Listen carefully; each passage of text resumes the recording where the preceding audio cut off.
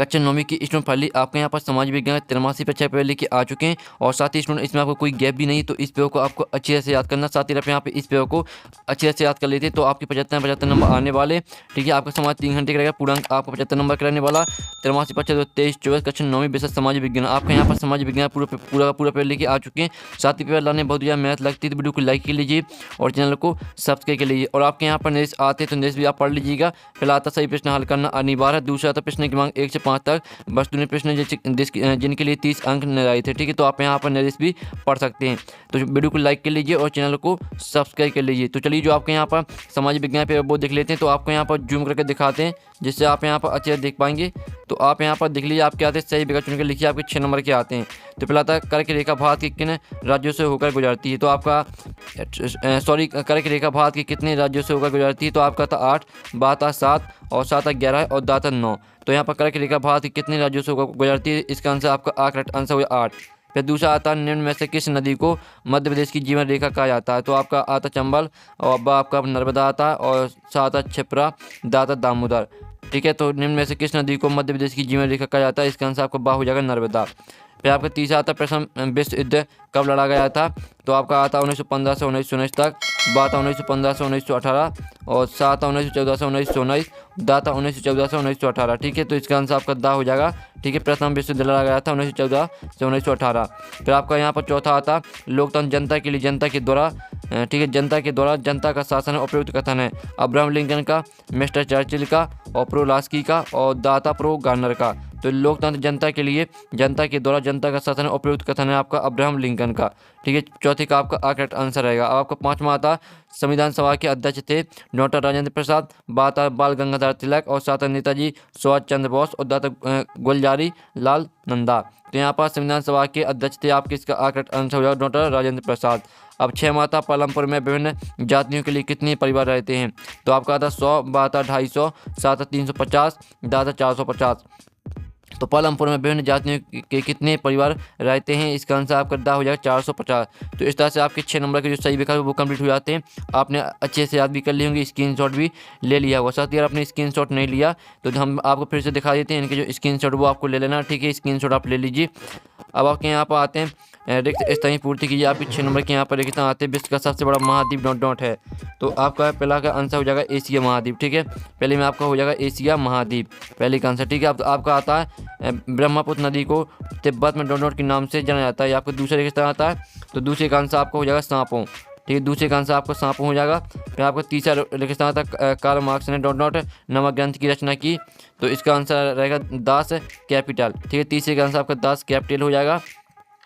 चौथा आपका था भारत में राष्ट्रपति का कार्यकाल होता है, तो यहाँ भारत में राष्ट्रपति का कार्यकाल होता है 5 वर्ष का, तो चौथे का आंसर आपको हो जाएगा 5 वर्ष। ठीक है, यहाँ पर देख लीजिए।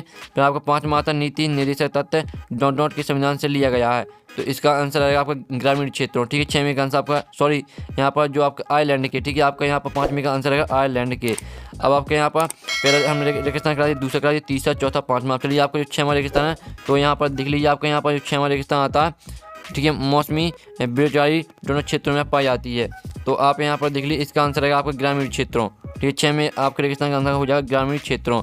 तो पहले का आंसर आपका एशिया महाद्वीप, दूसरे का आंसर सांपों, तीसरे का आपका दास कैपिटल, चौथे का आंसर आपका 5 वर्ष और 5वें का आंसर आपका आइलैंड के और 6वें का आंसर ग्रामीण क्षेत्रों। तो इस तरह से आपके जो 6 नंबर के रेगिस्तान वो कंप्लीट हो जाते हैं। साथ ही जो आपको सोल्यूशन हम आपको स्क्रीन में दिखा रहे हैं, तो जल्दी से जो इसके स्क्रीनशॉट वो आप ले लीजिए, आपके यहाँ पर रेगिस्तान का सोल्यूशन है।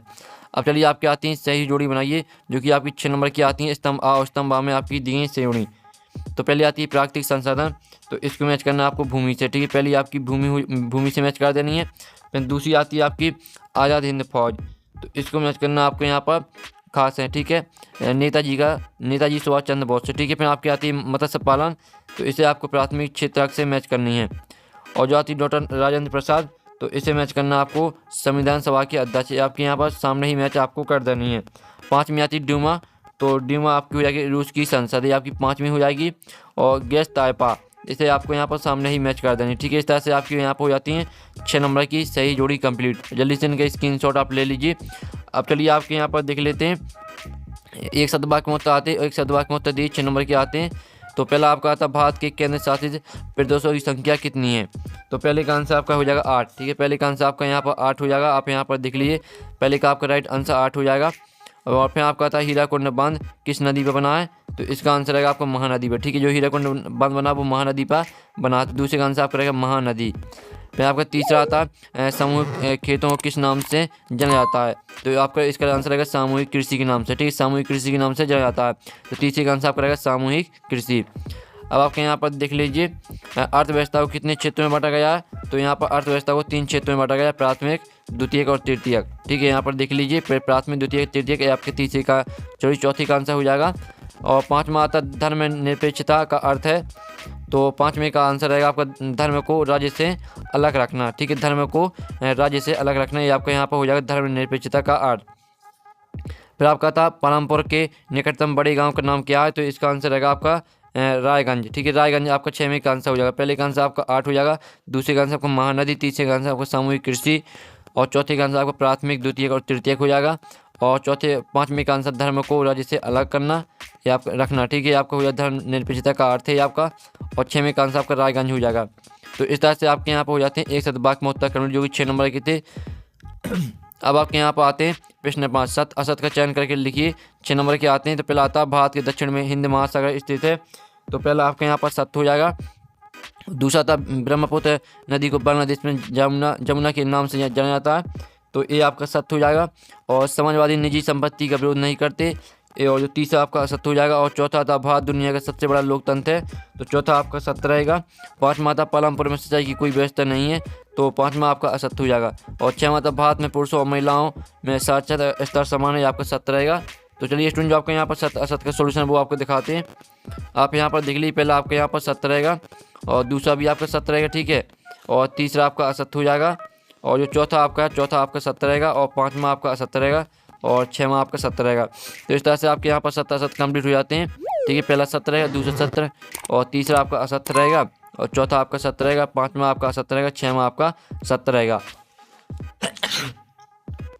तो स्टूडेंट, जो आपके यहाँ पर सत्य असत्य वो आपके कंप्लीट हो जाते हैं। अब आपके यहाँ पर आते प्रश्न 6, भारत के केंद्र शासित प्रदेशों के नाम लिखिए। आपको 2 नंबर रहेगा। अथवा था भारत के पड़ोसी देशों के नाम लिखिए।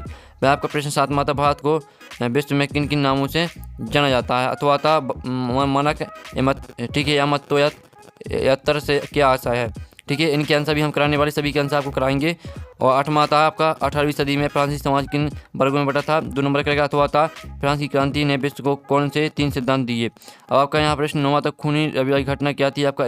ठीक है, आपका दो नंबर के क्वेश्चन हो रहे हैं और जल्दी से इनके स्क्रीनशॉट आप लेते चलिए और इनके आंसर भी हम कराएंगे। चलिए, आपको जो 9वीं का अथवा वो देख लेते हैं। तो पूरा पे आपका यहाँ पर संपूर्ण हाल सहित कराया जाएगा।